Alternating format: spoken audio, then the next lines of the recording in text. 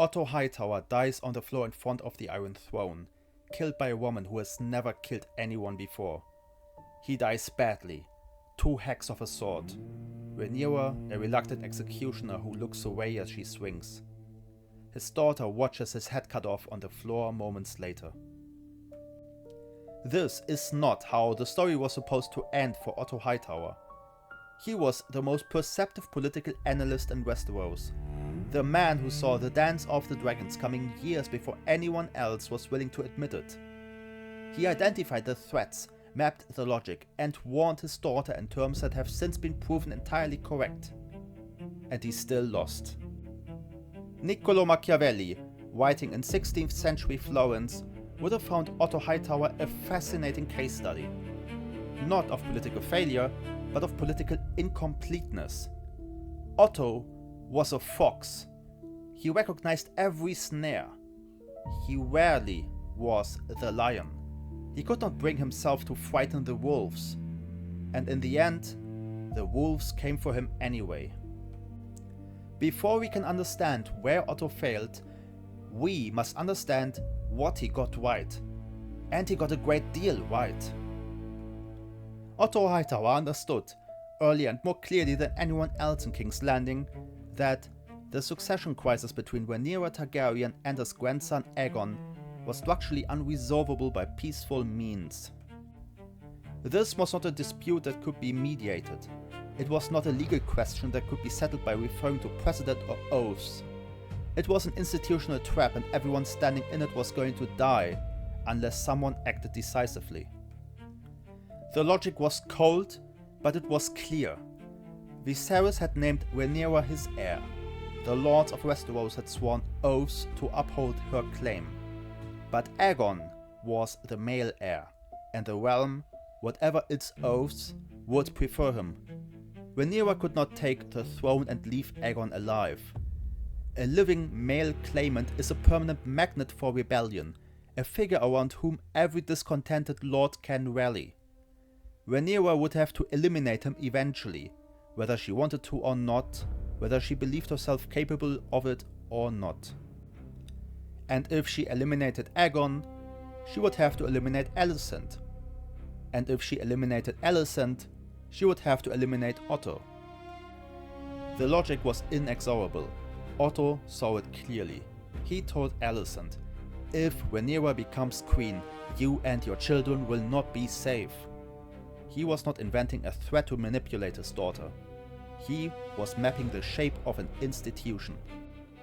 Alicent could not hear him, because she was still thinking in the language of personal relationships. Shared girlhood, genuine affection, the friendship that predated the crown. Otto was thinking in the language of power.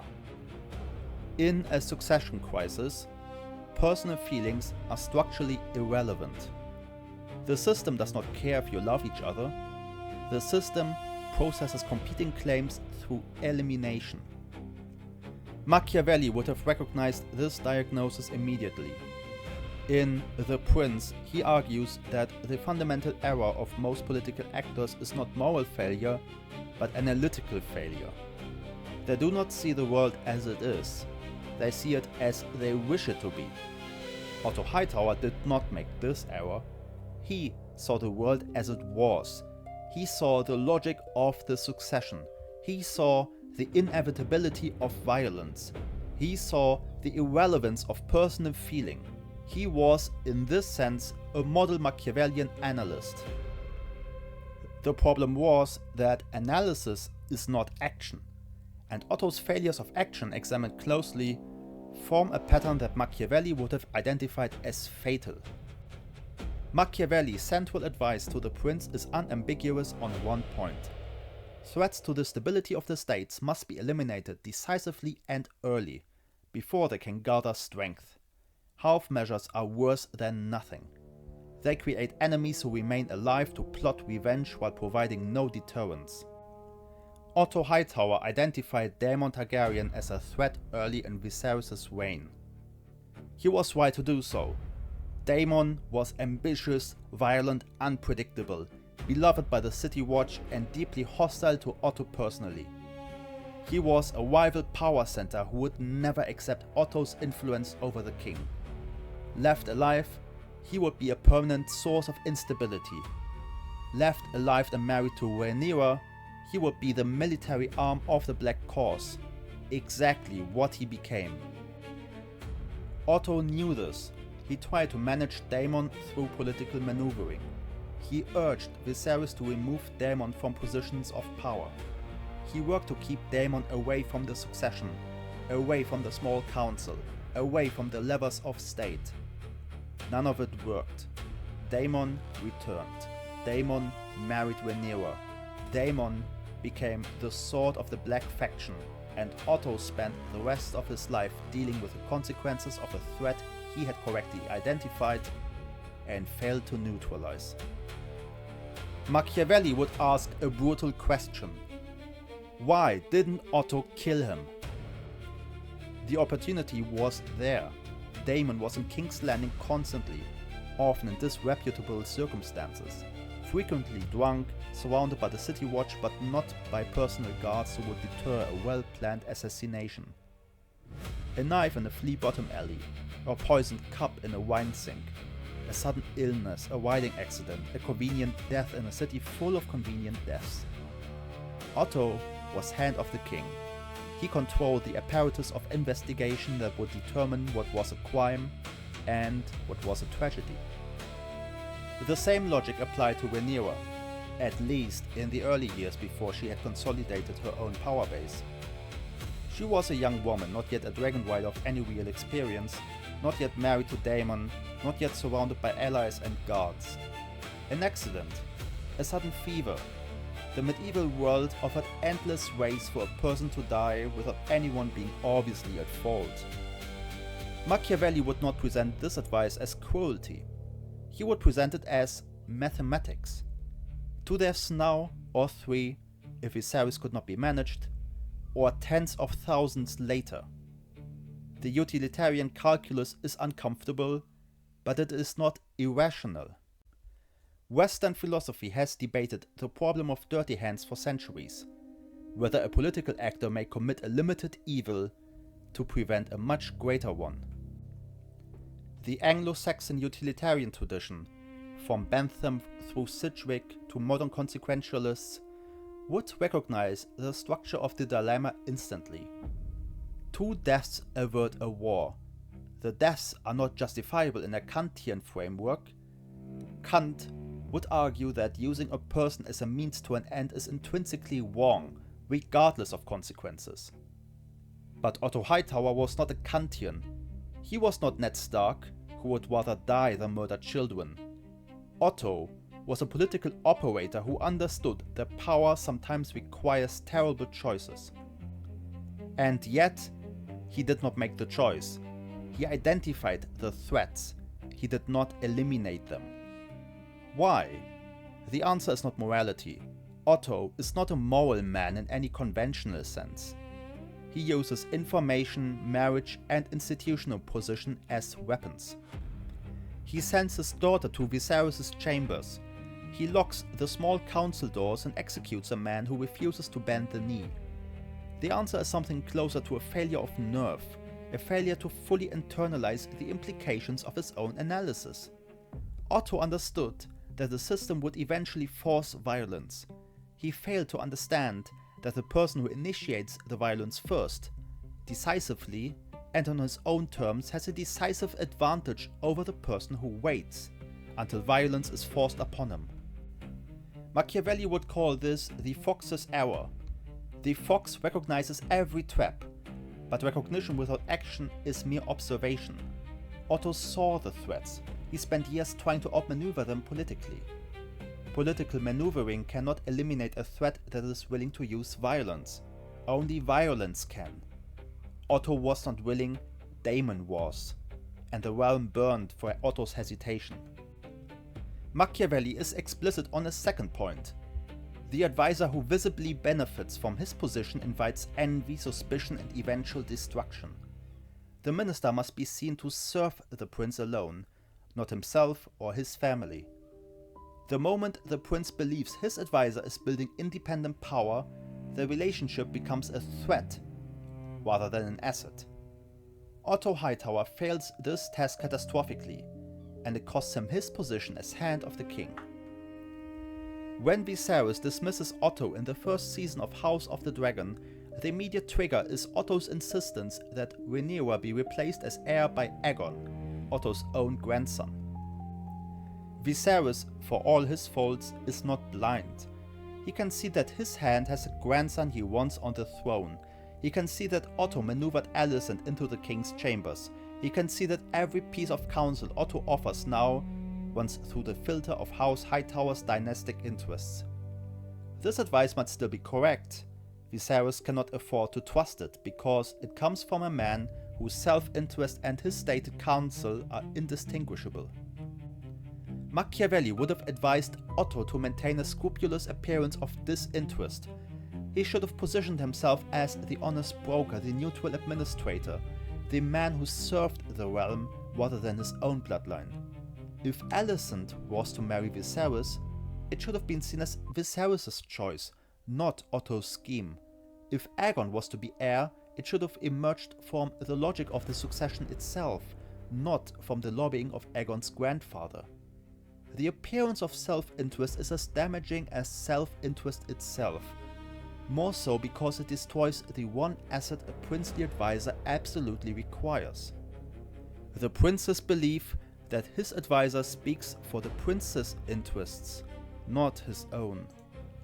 The dismissal was catastrophic for the Green Cause. Otto was removed from power at the moment he was most needed. He spent the critical final years of Viserys' reign in exile at Old Town, while Daemon consolidated his position with Rhaenyra. The Blacks built their alliances, and the realm drifted toward war without the one man who might have shaped the transition more effectively. When Viserys finally died, Otto had to scramble to execute a coup rather than managing the succession from within as Hand. Machiavelli would identify this as Otto's most preventable error.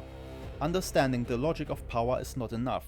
You must also manage the perception of your own role within it. Otto understood the logic. He failed at the perception. The prince fired him for it, and the Greens lost their most capable strategist during the years when they needed him most. The third critique is the most damning because it strikes at the foundation of Otto's entire political project. Otto spent his career working to place Aegon on the Iron Throne. He succeeded. Aegon was crowned. The Greens won the opening round of the succession crisis. And Aegon turned out to be a catastrophic king, unstable, impulsive, cruel, and politically incompetent. He fired Otto as Hand and replaced him with Criston Cole, a man whose military competence was matched only by his political stupidity. The dynasty Otto built crumbled in his hands, not because his enemies destroyed it, but because his own king was ungovernable. This is not a random misfortune, it is the predictable consequence of a strategic approach that treated the claimant as interchangeable with the claim. Otto focused entirely on getting Aegon on the throne. He did not focus on whether Aegon should be on the throne. A king is not just a legal argument.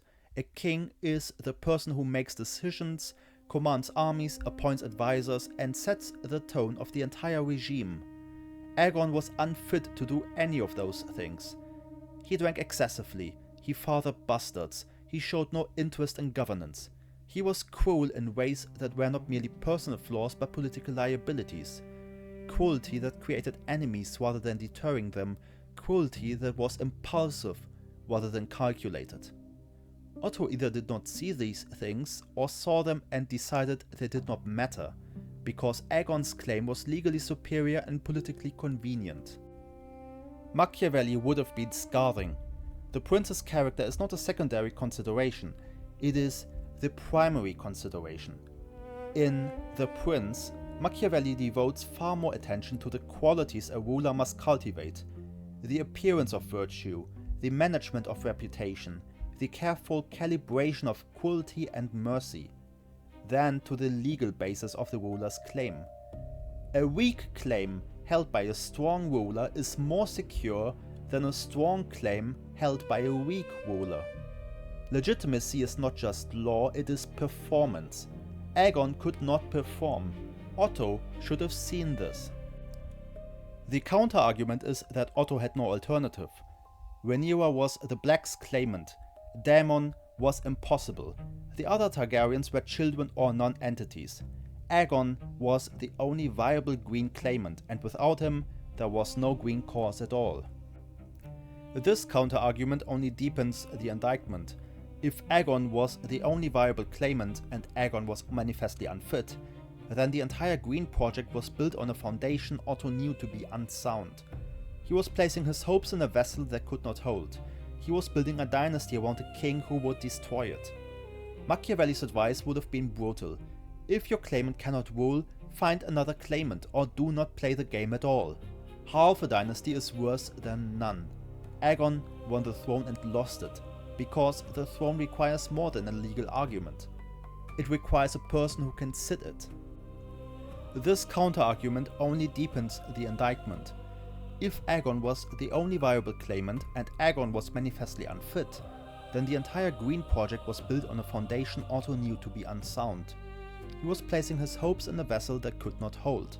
He was building a dynasty around a king who would destroy it. Machiavelli's advice would have been brutal. If your claimant cannot rule, find another claimant or do not play the game at all. Half a dynasty is worse than none. Aegon won the throne and lost it because the throne requires more than a legal argument.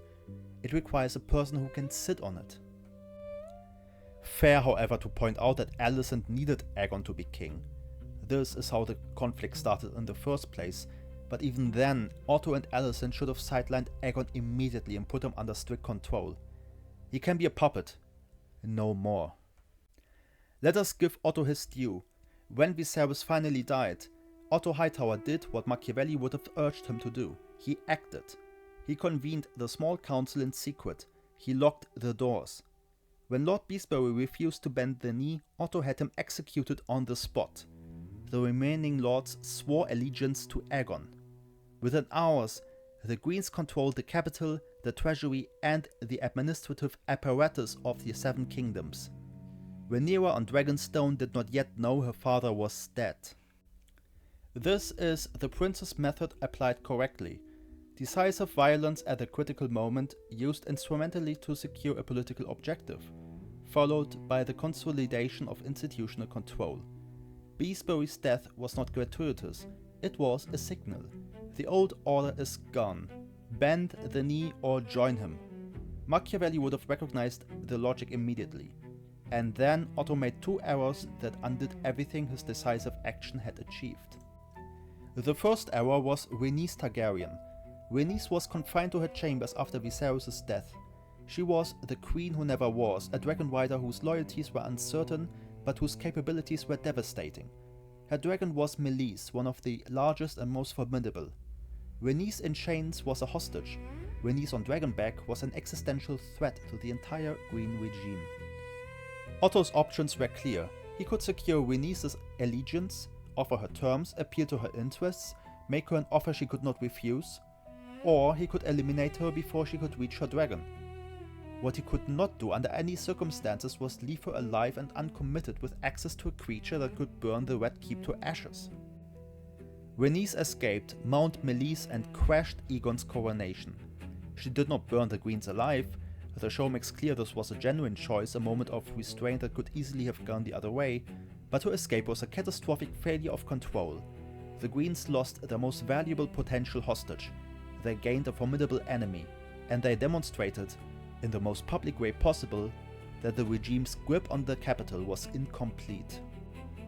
Machiavelli would be blunt. A prince who leaves a dragon rider alive and unsecured has not completed the coup. He has merely announced it.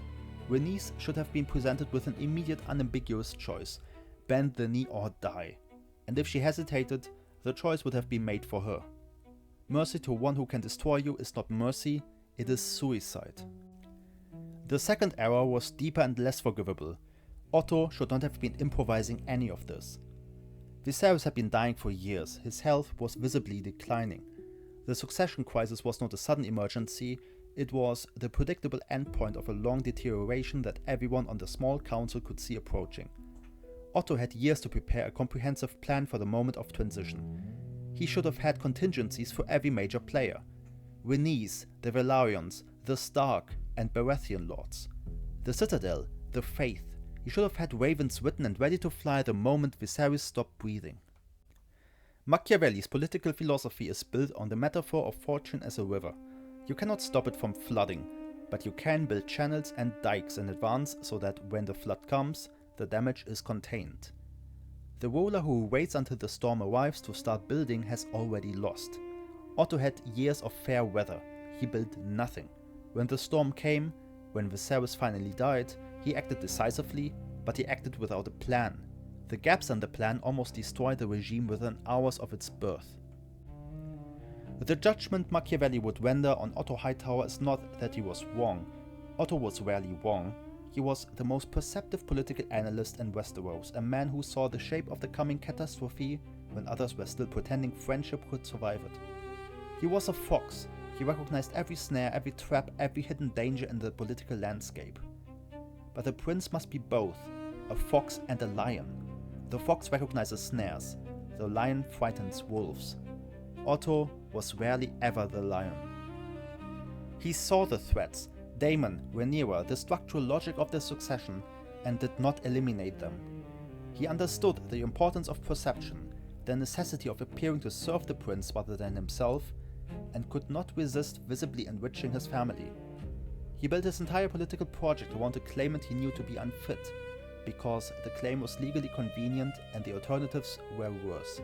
He seized the capital with decisive violence when the moment demanded it, then failed to secure the one person in the city who could destroy him. He had years to prepare for Viserys' death, and when it came, he was still improvising. The pattern is consistent. Otto Hightower understood the game. He could not bring himself to play it to its logical conclusion. He was a brilliant diagnostician of political problems and a flawed executor of political solutions. He saw the truth clearly and could not act on what he saw, whether that meant killing Daemon, hiding his ambition, admitting his grandson was unfit, or securing Rhaenys when he had her in his power. He died the way he lived, right about the logic, wrong about the execution. A woman who had never killed anyone before hacked at him twice with a sword while he sat helpless. The institution he had spent his life trying to master went on without him. The realm burned. Machiavelli would not have been surprised. Understanding is not enough. You have to act, you have to plan, you have to be willing to do what the logic of power demands, not just see what it demands.